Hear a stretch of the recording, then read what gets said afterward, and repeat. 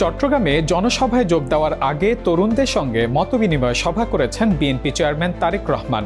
আজ জনসভায় যোগ দেওয়ার আগে সকাল 10টা নাগাদ চট্টগ্রামের রেডিসন ব্লু হোটেলে শুরু হয় এই মতবিনিময়। The plan youth policy talk with Tarique Rahman শীর্ষক এই সভায় চট্টগ্রাম নগর এবং আশপাশের অর্ধশত কলেজ বিশ্ববিদ্যালয়ের 450 শিক্ষার্থী অংশগ্রহণ করেছেন। সংলাপে তারেক রহমান শিক্ষা, কর্মসংস্থান, নারীর ক্ষমতায়ন, কৃষিসহ বিভিন্ন বিষয় বিএনপির পলিসি তুলে ধরেন।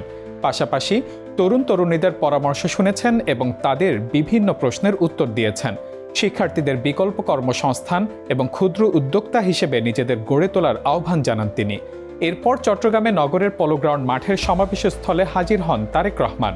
দুপুর 12টা 20 মিনিটে তিনি সমাবেশস্থলে ঢুকে নেতাকর্মীদের সঙ্গে কুশল বিনিময় করে মঞ্চে ওঠেন। বিএনপির চেয়ারম্যানের আগমনকে ঘিরে ভোর থেকে মাঠে আসতে শুরু করেন নেতাকর্মী, সমর্থক ও সাধারণ মানুষ। চট্টগ্রামের পাশাপাশি রাঙ্গামাটি, বান্দরবান, খাগড়াছড়ি ও কক্সবাজার জেলা থেকে এসেছেন নেতাকর্মীরা। এছাড়াও আজ বিকাল 4:30টায় ফেনী পাইলট স্কুল মাঠে, 5:30টায় কুমিল্লার 14 গ্রাম হাই স্কুল মাঠে, সন্ধ্যা 7টায় সোয়াগাজী ডিগবাজির মাঠে, 7:30টায় দাউদকান্দি ঈদগাহ মাঠে এবং রাত 11:30টায় কাঁচপুর বালুর মাঠে নির্বাচনী সমাবেশে বক্তব্য দেবেন। 2005 সালের 6 মে চট্টগ্রামের লাল দিঘি মাঠে সর্বশেষ জনসভা করেছিলেন তারেক রহমান। সে সময় তিনি ছিলেন দলের সিনিয়র যুগ্ম মহাসচিব। এবার দলের চেয়ারম্যান হিসেবে চট্টগ্রাম সফরে এসেছেন তিনি।